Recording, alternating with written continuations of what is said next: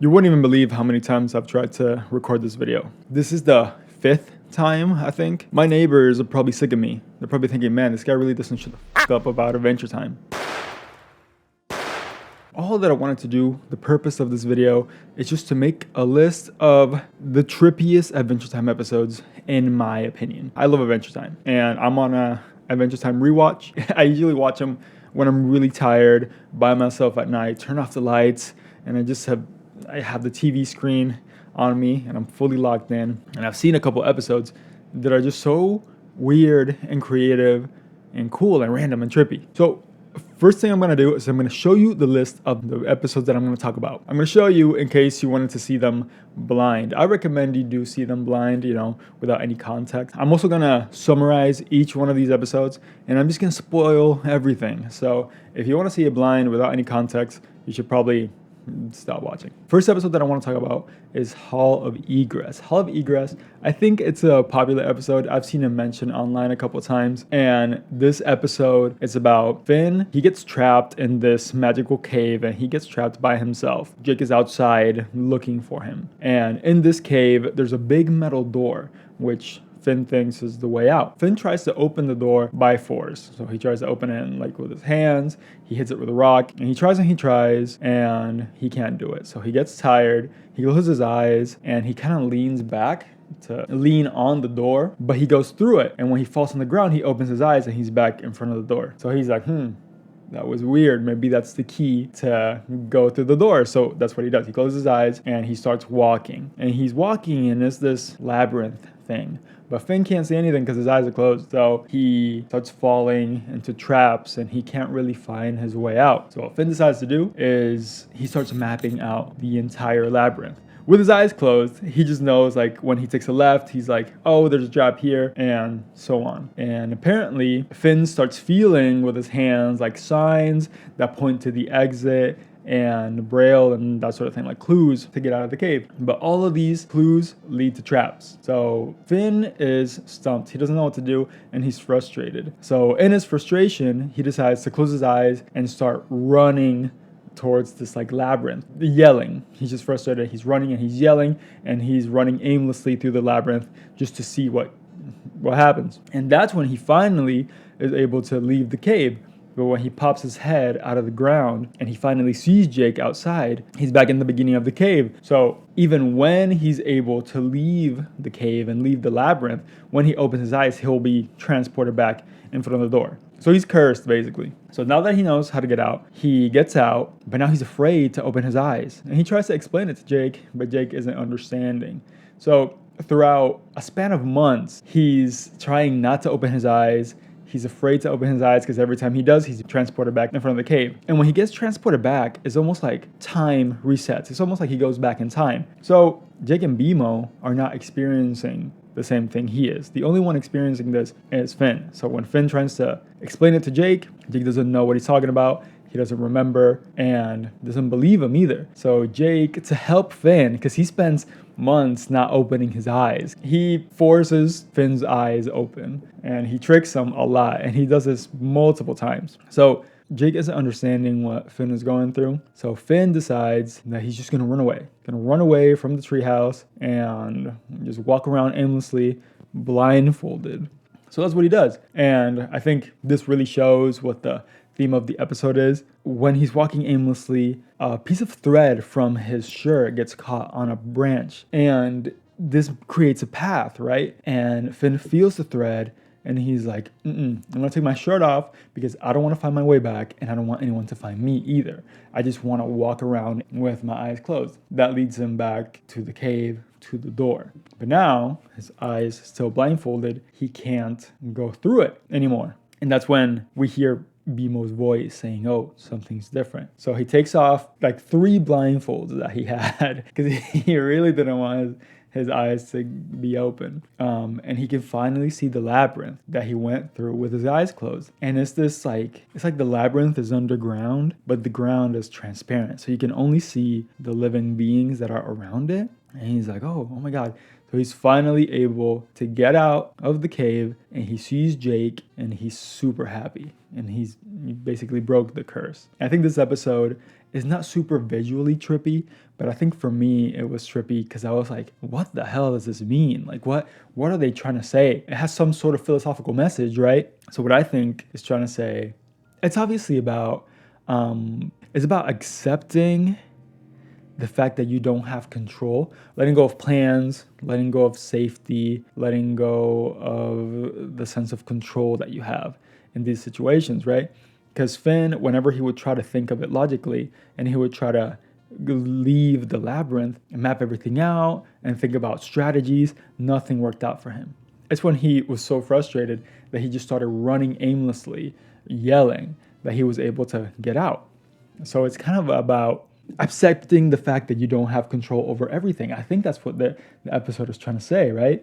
If you have any other theories, you let me know. So yeah, that one's not visually trippy, but for me, it was trippy because I was thinking a lot about the message and the philosophy of the whole episode. Now let's talk about Food Chain.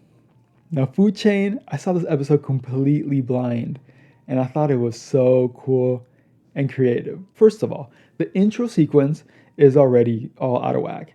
The animation style is different, and Finn and Jake's roles are reversed. It's kind of like a wonky intro sequence. The episode starts with Finn and Jake in a museum where Princess Bubblegum is teaching these kids about the food chain. So, like the circle of life. The caterpillar eats the leaf. Then the bird eats the caterpillar. Then the big bird eats the little bird. The big bird then dies, and its remains decompose into rich, fertile soil. And from that soil, a new plant bursts to life. And then the caterpillar eats the plant again. And Finn isn't really understanding it. I guess he's not understanding how caterpillars can be delicious. That's kind of what he's hung up about. So they decide to leave, go to a snack bar and get a snack. And Magic Man is there, and he kind of curses them. So now Finn and Jake are experiencing each stage of the food chain by being birds, bigger birds, caterpillars, flowers, and that's pretty much it. And at the end of the episode, Finn realizes the beauty of the food chain, and he kind of understands. So he becomes this enlightened being that's a flower, a caterpillar, a bird, everything, all at once. And this episode, that's pretty much the whole story of the episode. But the episode is so trippy and it's so visually cool. I really like the animation style that they chose for it. I don't know who wrote this or why they were inspired to do it, but I bet that one of the writers has a kid who's in first grade. They were learning about the food chain and he was really inspired by it. He was like, wow. What a beautiful concept. What a beautiful law of nature. So he decided to write an Adventure Time episode inspired by it. And I just thought it was so funny how someone was inspired by the food chain and they decided to make this trippy, artsy ass Adventure Time episode on it. And that's why I liked it. Moving on to number 3, which is No One Can Hear You. I really like this episode because I think the tone of it is just different than other Adventure Time episodes. So No One Can Hear You is the Freak Deer episode, which I think is a really popular one. I feel like a lot of people remember it. A lot of people thought the episode was creepy. So the episode starts off with Finn and Jake in the middle of fighting this deer. And Jake falls off the deer and falls on the ground. And the deer throws Finn on the ground and breaks his legs. And I always thought that Finn's reaction to this is so funny. He goes, whatever. So then the deer grabs Finn, throws him against the wall, I think, and he gets knocked out. So when Finn wakes up, he's in the hospital, his legs are broken, but there's no one around. So he just starts walking around or rolling because he's in a wheelchair and his legs are broken. He starts rolling around the Candy Kingdom and there's nobody there. It's completely deserted until he finds Jake. And Jake is there, but Jake is acting weird. He looks weird. He has bandages on his head. He's rummaging through trash and he has this little hobo cape on. And Finn is like, yo, Jake, where's everybody? And he's like, oh, they're hiding from me because it's my birthday and they're planning a surprise birthday party for me. And Finn is like, oh, okay, yeah. Finn, he's chill with that theory. And they wait the whole day and nobody shows up. Nothing's going on. So Finn is starting to get a little suspicious. And he started to get a little suspicious of Jake too. Because Jake is acting super weird. Jake is off. So it's nighttime. They're sitting in front of Jake's hobo tent. They have a house, but for some reason Jake just stayed in the Candy Kingdom in his little hobo tent that he made. And Finn starts hearing voices from the sewers. And he's like, that sounds like candy people. And he's like, yo, Jake, we should definitely check this out. Like, I think your theory isn't really making sense, the birthday party theory. And Jake is super against investigating or trying to find people. He's like, no, you're gonna ruin my surprise party. Please promise me that you're not gonna search for anyone and you're not gonna ruin this for me. And Finn is like, damn, Jake is gone. Like, Jake is not there mentally. So he tries to quickly roll his way into the sewers, but Jake sees him and he catches him and he ties him up. When he ties him up, Jake starts recreating his future surprise party. Oh, I forgot to mention, the thing that actually makes Finn realize Jake is completely gone is the fact that Jake reveals that he's been waiting for his surprise party 6 months. So that entire time he was waiting, Finn was unconscious. He was in a coma. He was in a coma for 6 months, and the candy people have been missing for 6 months. So Finn is like, no, they're like, there's something really wrong here. Anyways, Finn is tied up, and Jake starts recreating his future birthday party with Puppet. And Jake is just kind of loony. He's kind of nutty. So Finn tricks Jake into letting him go, and he's trying to run as fast as he can with his broken legs, with the cast on his legs. He's trying to run, and he breaks the cast, and he jumps into the sewer, and he sees all of the candy people stuck together into this like gross mess. And they're all like weak, and they're groaning, and it's like a horrible sight, right? So Jake sees this and he's like, oh my god, it's my birthday party, like they're waiting for me.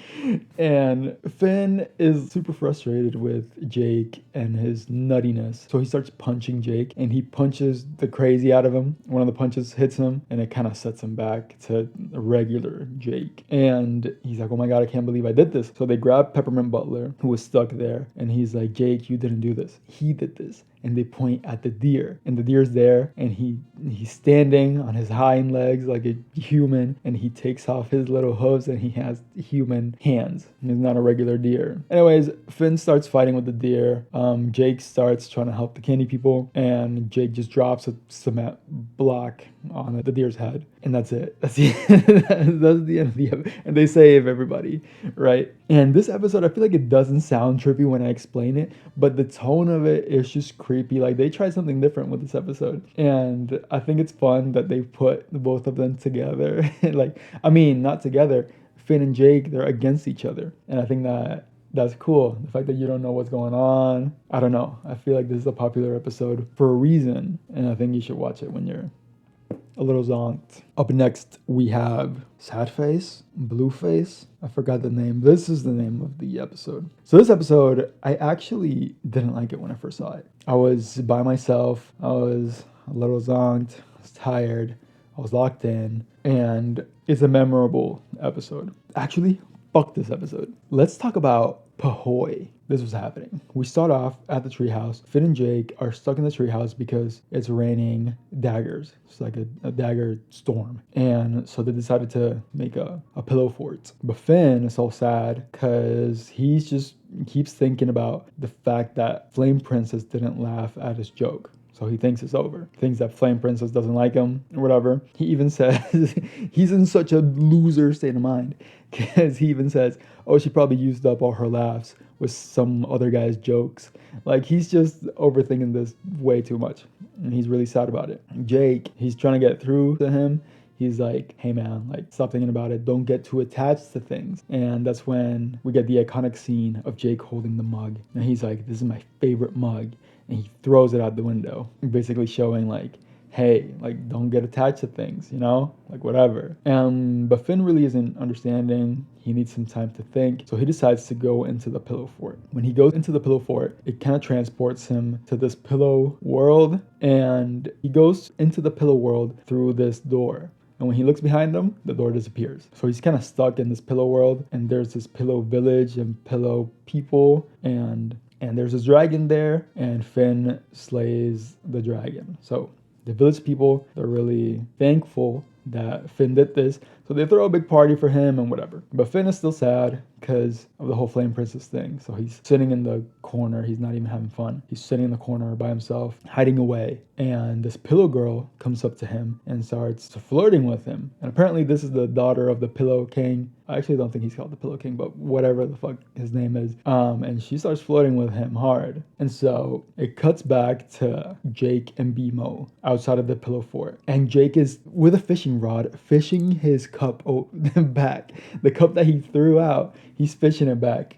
Basically showing that he doesn't practice what he preaches, right? He's full of shit. And he actually is attached to that mug. So when we come back to the Pillow World, there's a huge time jump, and there are two kids reenacting the slaying of the dragon that Finn did in the beginning of the episode of the Pillow Dragon. And one of the kids is like, rah, like I'm the dragon. And the other kid's like, oh, I'm dad. And then we see the Pillow Girl, and she's all grown up. And we see Finn outside in the yard cutting some trees, and he's all grown up. So that's his family. So he's been in that Pillow World so long that he got married to this Pillow Girl, and he had kids with her. So, and he has a good life. It seems like it's a really nice and peaceful life. So the Pillow King comes and he's like, Finn, you were talking about this door. Archaeologists like found the door, and we figured out that the door only comes every so often. And Finn is all like, oh, I need to find this door. And we see a shot of the Pillow Girl, and she's all sad because she has this whole life with Finn, and all he's thinking about is going back. So there's another time jump, and Finn is older. Finn's an old man, his kids are grown, and he's talking to this like village elder, the village like wise person, whatever, and he has a conversation with the Pillow Girl, and the Pillow Girl's like, oh, I know you have to go back, and she's getting emotional and she's crying. She's like, but please don't forget us. So Finn has this memory of the last conversation she has with Jake, and Jake, he doesn't even look like Jake, doesn't sound like Jake, because it's been so long. Finn doesn't even remember how Jake looked like. And in his memory, Jake is telling him to stay with his pillow wife. So he's kind of like conflicted, right? He's like, damn, I want to go back to my real life with Jake, but I've also been here so long, and I have a wife and kids. I have a whole life here. So then there's another time jump, and Finn is really old, and he's in his deathbed. He's dying. Kids are older, and whatever, he's dying. And he dies. When he's dying, he passes through Golb, which I'm not sure exactly what that means. And when he's reaching the lights, he comes out of the Pillow Fort, back to reality, back to his life with Jake and BMO outside of the Pillow Fort. Like no time has passed. And he's like, wow, you guys are not going to believe the dream I just had. When he's about to tell Jake about the dream, he gets a phone call from Flame Princess. And she's like, oh, I understood your joke. And he's like, oh, chill. So basically that's the theme of the episode, right? The theme of the episode is live in the moment and stop caring about, just live in the moment, to be honest. I don't even know if it's really about letting go. So the theme of the episode is about living in the moment and letting go, right? Because Finn was worried about Flame Princess not understanding his joke and not laughing. And she's like, oh, she doesn't like me anymore. But all that worrying didn't even matter, because at the end of the day, she got it anyways. She got it later. And that's the same thing with the door. He's living another life. He has, kids. He's been in that pillow world for years, and he's still thinking about the door. His whole life searching and thinking about the door, hoping to go back to his life, his past life. He never finds the door. The only way he goes back into the real world is when he dies. So he was worried about making that decision of leaving his family, going back to Jake, and he had this whole crisis, right? And at the end of the day, it didn't even matter, because when he died, he went back to the real world. So he wasted those years worrying about this damn mystical door. So I think it's about, living in the present. He should have forgotten about Jake and BMO. I guess that's what the episode is trying to say, right? If you have any other theories, you can let me know. But yeah. Anyways, that's it. That's the whole video.